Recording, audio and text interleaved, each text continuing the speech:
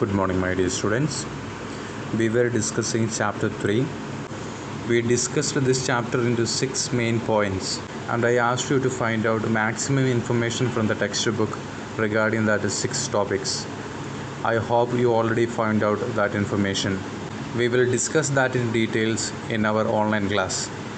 Today we will see some of the main headings of our chapter: Life in Kridam, Munni's poverty, Arrival of an American, Munni's apprehension about the American, Munni's interpretation of the statue, etc. When we talk about life in Kridam, the story is set in a tiny South Indian village named Kridam. It displays a picture of poverty in which the protagonist Munni lives. Of the 30 houses in the village, only one, the big house, is made of bricks. The other houses, including Munni's, are made of bamboo, thatch, straw and mud. There is no running water and no electricity. Munni's wife cooks their typical breakfast of a handful of millet flour over a fire in mud pot. On this day, when that story happens, Munni has taken down 6 drumsticks from drumstick tree growing in front of his house, and he asks his wife to prepare them for him in a sauce. She agrees, provided he can get the other ingredients, none of which they have in the house: rice, dal, spices, oil and a potato. These all talk about the life in Kridam, how these poor people live in that Kridam. Name of this village is also a controversy. The meaning of Kridam is crown. These all informations about life in Kridam help us to draw a picture of their life. There is no electricity and running water. We can say that that is the basic thing a person needs in his or her life. But in Kridam that also lacks. People are very poor. Their food, how they made the house, everything resembles on it. When we talk about Munni's poverty, Munni and his wife lead a poor life.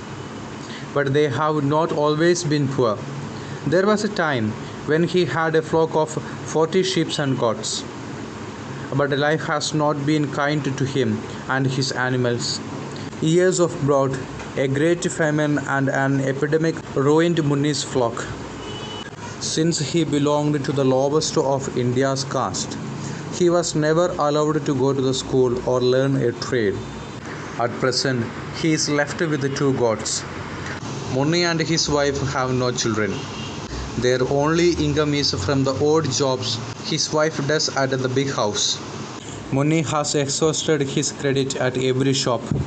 Now, when he goes to get the items his wife requires to cook the drumsticks, he is insulted and sent away.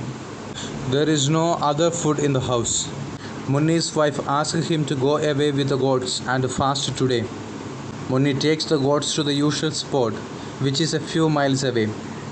It is a grassy spot near the highway. There he sits in the shade of a life-sized statue of a horse and a warrior and watches trucks and buses go by. The statue is made of weather-beaten clay and has stood in the same spot for more than 70 years. These all are the detailed explanation that we can take from this textbook about Munni's poverty. The house that they live, the food that they eat, their daily routine, everything spoke about their poverty. A person being insulted and sent away in a public place talk about the intensity of their inability and poverty. That shows that people is not respecting Munni just because he is poor, and also he belongs to the lowest caste. Munni's wife commanded him to take fast that whole day. Munni obeyed that. It shows the helplessness. These all information draw a picture of Munni's poverty.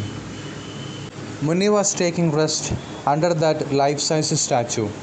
He was observing the trucks and buses which was passing by the highway, and he was feeling that he belonged to a large world outside.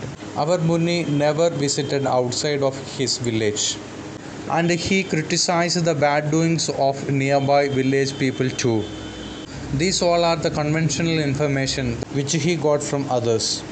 When he was resting under that life-size statue, The story is introducing one another important character, an American. As Munni watches the trucks and buses, a yellow station wagon comes down the road and pulls over.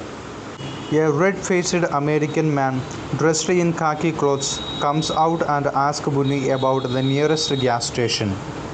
There he notices the statue, which he finds marvelous. Munni wants to run away as he thinks that this foreigner in khaki must be a policeman or a soldier. But our Munni is too old to run away. The two begins to converse with each other, but both don't understand each other's language. The American says, "Namaste, how do you do?" Munni responds with the only English words he knows, yes, no. In these old plots, we can find out an indirect criticism about Indian society and the education. It is also discussing about the cultural difference. The entire story is criticizing about the Western culture and Indian culture, and also it is talking about the uneducated poor Indians.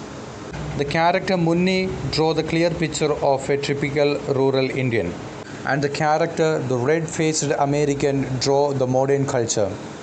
The American is a businessman from New York City. The red-faced American lights a cigarette and offers one to Munni.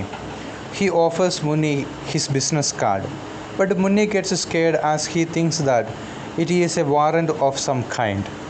The dress, cigarette, offering the business card, everything talk about the culture of the American businessman who came from New York City. But Munni smoked only once in his lifetime. He don't know anything about the business card. He is highly scared and think that that is a kind of warrant about some crime. So dear students, try to find out maximum information for all that is 6 points. We will discuss that in the next class. Thank you.